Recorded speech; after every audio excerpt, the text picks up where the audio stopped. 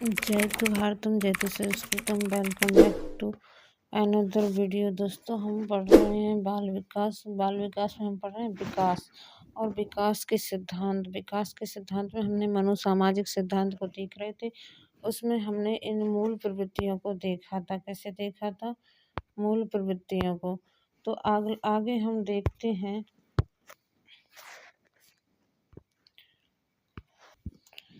6वां number देखते हैं हम, व्यक्तित्व का माप। व्यक्तित्व 3 प्रकार के होते हैं। 1, इदम, 2, अहम, 3. परम अहम। इदम, ईगो, सुपर ईगो। इद को देखते हैं। इसमें इच्छाओं की जननी कहा जाता है। केवल आनंद और सुख प्राप्ति को महत्व देता है। ठीक है, इसलिए इसे सुखवादी आनंदवादी सिद्धांत के नाम से भी जाना जाता है। इसमें अचेतन मन प्रभावित होता है, क्योंकि दमित इच्छाओं की पूर्ति करना होता है इसे। ठीक है, इन इच्छाओं को जन्म देता है। अगला है अहम। अहम यानी ईगो। यह सबसे उत्तम प्रकार का व्यक्तित्व है। देखते हैं कि जब बालक बालिका प्रत्यक्ष को ध्यान में रखते हुए कार्य करते हैं और परिणाम को ध्यान में रखते हैं, इसलिए इसे प्रत्यक्षीकरण या परिणात्मक सिद्धांत कहा जाता है। इसमें चेतन मन प्रभावित होता है। यह सर्वश्रेष्ठ व्यक्तित्व है। एक ऐसा व्यक्तित्व है, सर्वश्रेष्ठ व्यक्तित्व है। अगला आता है सुपर ईगो यानी परम अहम। जब व्यक्ति नैतिकता की बातें करता है और उचित आदर्श व्यवहार करता है तथा व्यक्ति को पश्चाताप होता है, इसलिए इसे नैतिकता आदर्श सिद्धांत कहा जाता है के नाम से जाना जाता है। ठीक है, अगला नंबर देखते हैं हम 7। ओडिपस व इलेक्ट्रा ग्रंथियाँ। ये 2 ग्रंथि होती हैं। ओडिपस ग्रंथि लड़कों में पाई जाती है, जिसके कारण ये विपरीत लिंग के प्रति आकर्षण होते हैं। जिससे लड़का अपनी माँ से सर्वाधिक स्नेह करता है, प्रेम करता है।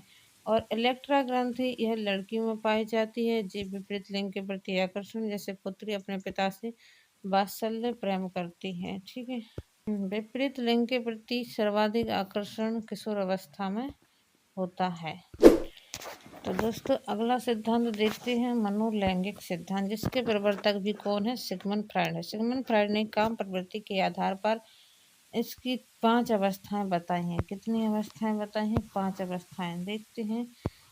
जन्म से 1 वर्ष की आयु को मुखी अवस्था कहते हैं, मौखिक अवस्था कहते हैं। इसमें क्या होता है? बच्चा कोई भी चीज़ मुंह में दे लेता है। ठीक है, कछु भी हो उसे खाने की पड़ती है, इसे मुखी अवस्था कहते हैं। ठीक है, अगला है 1 से 3 वर्ष तक की अवस्था, इसे गुदी अवस्था कहते हैं। 3 से 6 वर्ष की अवस्था लैंगिक अवस्था कहते हैं। 6 से 12 की अवस्था सुप्त अवस्था या अव्यक्त अवस्था होती है। 12 के बाद जनेंद्रिय अवस्था होती है। तो बुद्धि अवस्था से हम प्रारंभ करते हैं। 1 से 3 वर्ष। मुखी अवस्था क्यों नहीं पढ़ रहा? मुखी अवस्था में बता चुके हैं कि मुखी अवस्था में उस वक्त बालक जन्म से 1 वर्ष का बालक होता है और हर चीज़ को खाने की सोचता है, इसलिए कुछ जो भी मिलता है उसको वो सीधा मुंह में ले लेता है। ठीक, तो अब अगले देखते हैं गुदी अवस्था। गुदी अवस्था में यह काम प्रवृत्ति की दूसरी अवस्था होती है। इस अवस्था में बालक जिद्दी और आक्रामक हो जाता है। गुदा के द्वारा मलमूत्र का त्याग करता है। ठीक है, अगला देखते हैं हम लैंगिक अवस्था। 3 से 6 वर्ष की अवस्था होती है। इस अवस्था का समय होता है, इसमें काम प्रवृत्ति पाई जाती है। इस अवस्था में ओडिपस व इलेक्ट्रा ग्रंथियों का विकास प्रारंभ हो जाता है। ध्यान रखिएगा, प्रारंभ हो जाता है। सबसे अधिक क्या होता है? किशोर अवस्था में।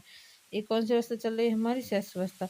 काम प्रवृत्ति सबसे महत्वपूर्ण है इस अवस्था में। ठीक है, अगली हमारी 6 से 12 की अवस्था आती है। कौन सी अवस्था है? बाल अवस्था। इसमें काम प्रवृत्ति की चौथी अवस्था होती है। इस अवस्था में जननांग काम प्रवृत्ति पाई जाती है जननांगों में, लेकिन वो कैसी होती है? अदृश्य होती है।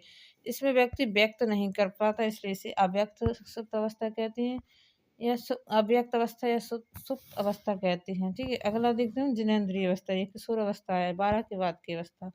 इसमें काम प्रवृत्ति की यह अंतिम अवस्था है। इस अवस्था में काम प्रवृत्ति का प्रयोग विपरीत लिंग के प्रति संतान उत्पत्ति के लिए किया जाता है। ठीक है, अगला सिद्धांत देखते हैं अपना। मनोलैंगिक हो गए, अब हम पढ़ते हैं मनोसामाजिक सिद्धांत को हम कल पढ़ेंगे। तो मिलते हैं आपको अगली वीडियो में। जब तक के लिए जय श्री राम, वंदे मातरम, भारत माता की जय। वीडियो को लाइक, चैनल को सब्सक्राइब कर दीजिए। Thanks for watching. Bye bye, take care, see you next video.